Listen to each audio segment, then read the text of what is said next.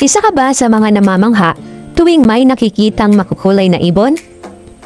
Tara't alamin natin ang ilan sa mga listahan ng mga makukulay na ibon sa daigdig.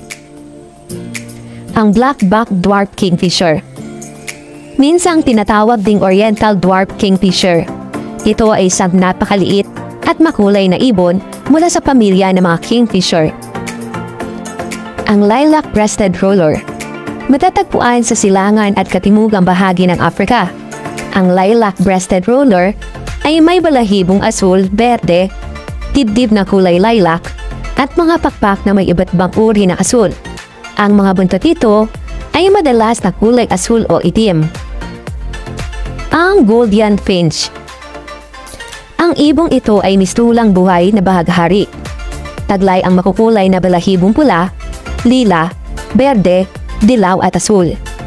Katutubo ito sa hilagang bahagi ng Australia at labis na hinahangaan ng mga mahilig sa ibon. Ang Red-bearded Bee-eater. Kilala sa kapansin-pansing pulang lalamunan at madilim na berdeng katawan. Matatagpuan ito sa Timog Silangang Asya. Ang makinang nitong berdeng balahibo ay kumikislap sa ilalim ng sikat ng araw. Ang Keeled-billed Toucan. Kilala rin ito bilang Rainbow-billed Toucan. Ito ay isang tropikal na ibon na matatagpuan mula sa timog ng Mexico hanggang hilagang Colombia at hilagang kanlurang Venezuela. Ang balahibo nito ay karamihang itim, may dilaw na lalamunan at pisngi. Mapusyaw na berdeng bahagi sa paligid ng mga mata at matingkad na pulang balahibo na bahagyang lumilitaw sa ilalim ng buntot. Ngunit ang tunay na tampok ng Keeled-billed Toucan ay ang makulay nitong tuka na bumubuo ng halos 1/3 ng kabuang haba ng ibon na umaabot sa 20 pulgata. Ang Resplendent Quetzal. Ito ay isang sagradong ibon sa gitnang Amerika. Ito ang pinakatanyag sa lahat ng uri ng mga quetzal. Namumukod-tangi ito sa kumikislap na esmeraldang berdeng balahibo at makinang na pulang dibdib. At ang mahaba nitong buntot ay lumilikha ng dramatikong epekto habang lumilipad. Mandarin Duck. Isa sa mga pinakamakulay na mga ibon sa tubig, ang Mandarin Duck. Nakatutubo sa Silangang Asya at nagpapakita ng kombinasyon ng matingkad na asul, dahil, lila at puting mga balahibo. Ang Scarlet Macaw. Ito ay isang kilalang ibon sa Timog Amerika. Ang matalino at palakaibigang ibong ito ay namumukod-tangi sa pulang katawan, asul na mga balahibo, at dilaw na mga palamuti sa pakpak. Blue Jay. Ang Blue Jay ay isang karaniwan, ngunit kahanga-hangang ibon. Ito ay may matingkad na asul na ulo at itim na guhit. Matatagpuan sa hilagang Amerika, kung saan kilala ito sa malalakas nitong huni. Turquoise-browed Motmot. Taglay ang turkesa nitong noo, mahabang balahibo sa buntot, at matingkad na berde at kahil na katawan.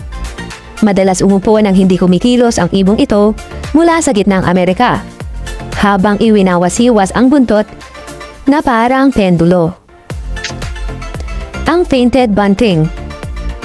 Ito ay madalas tawaging pinakamagandang ibon sa hilagang Amerika. Ang Painted Bunting ay may kahangahangang kombinasyon ng pula, asul, at berdeng mga balahibo. Greater Bird of Paradise. Ang magandang ibong ito ay mula sa Indonesia ay may gintong balahibo, makinang na berdeng mga pluma, at mahaba at umaagos na buntot. Violet-backed Starling.